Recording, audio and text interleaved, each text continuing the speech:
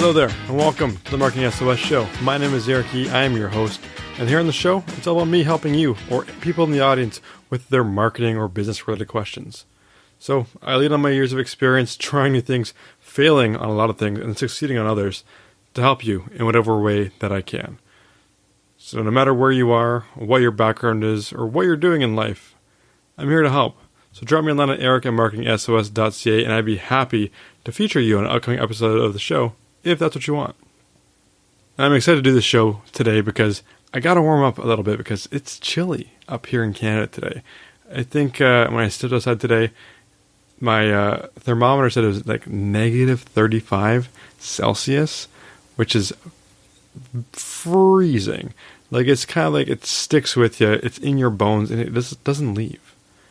So I'm hoping that today's question from Michael can help warm me up a little bit, get my juices going, and raise this body temperature because I need it. It's freezing up here. So Michael's question kind of relates to one of my favorite things in life, which is food. Michael is looking to get in front of chefs, how to target chefs specifically online, but he's having some trouble differentiating them or having trouble targeting them and getting in front of that exact audience. So let's hear from Michael just after this.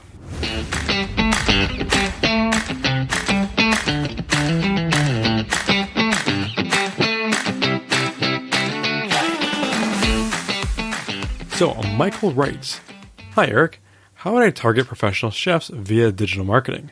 The problem I am facing is that their digital footprint is very similar to foodies in general. Michael." So Michael, I think on the surface they may appear similar to foodies, but there is some groundwork you can do here to differentiate this audience and get in front of them. So from the few chefs that I know up here in the Great White North, Instagram is used heavily to showcase their creations.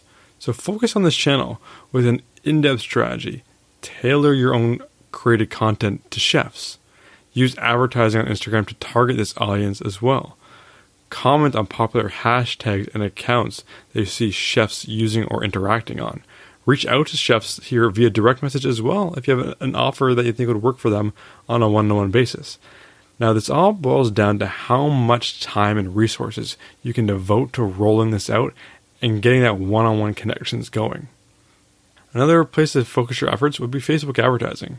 Facebook advertising can also be a key player here over other platforms like LinkedIn, solely because of the audience. Now, I'm thinking most chefs may or may not be on LinkedIn, but they're probably on Facebook. Now, LinkedIn is more for, I always think, office workers, where chefs tend to be somewhat rebellious and nonconformist, and I don't see them going on LinkedIn, to be quite honest. But I'd be happily proven wrong on that account. Now, Facebook ads can also target specific job titles in the hospitality industry to ensure your message is getting to the right audience. So that's why I think Facebook ads and Instagram ads, using that kind of targeting is the right way to go.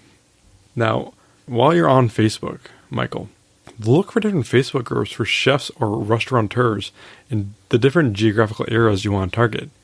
These groups exist and may be a way to learn about your audience, figure out more effective messaging and promotions to them, and depending on the rules of the group, even get in front of them with your offer here. There are also tons of chef-centric websites that people in the profession flock to for inspiration and even a sense of community. You could look at buying advertising space here or partnering with them. Now, along with this website, or these websites we just talked about, see if you can do any emails to their members. You could buy placements or get your way into these emails with tailored offerings. Now, look at also doing this with industry magazines, publications, or events in those areas you're targeting. Now, the one big thing is chefs do know other chefs. It's a big community, but very close and tight-knit group. If you can get some kind of referral program going for current and new clients to refer their friends and colleagues, do it, absolutely. Now, circling back to social media, look up some industrial like food equipment manufacturers or wholesalers or industry suppliers or people in the industry that would interact with chefs that aren't actually chefs themselves. There's probably lots of chefs that follow these people, follow them on social media, follow those company accounts, or even restaurant owners that would do it that might be able to influence the chefs. There are probably a lot of little workarounds like this where you're targeting and looking at people adjacent to chefs, but they can still peter over and have an impact on them. So work at figuring that out so you can get in front of your audience.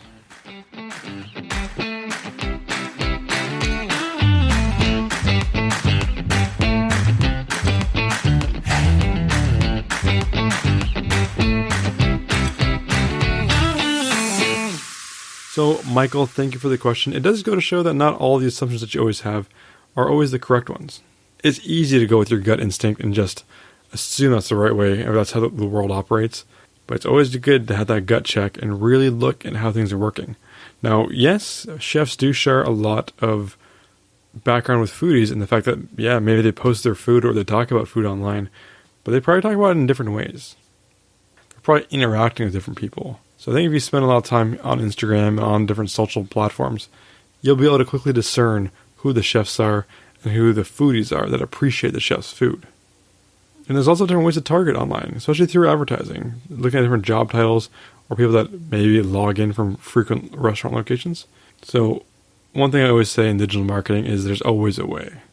There's always a way to do it. Now, whether it's going to be effective or scalable, that's a different thing. But there's always a way.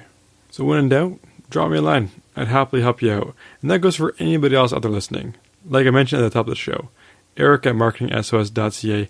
I'm here for you. I'm happy to help you out. And if you could help me out, help me keep the show going, help me build the audience by leaving a ratings and review on Apple Podcasts or wherever it is that you get your podcast. It really would help me out and keep the show going long into the future, hopefully. So with that, thank you so much for listening. I appreciate your time. That's why I keep these nice and short and tight. My name is Eric Yee, and I am out.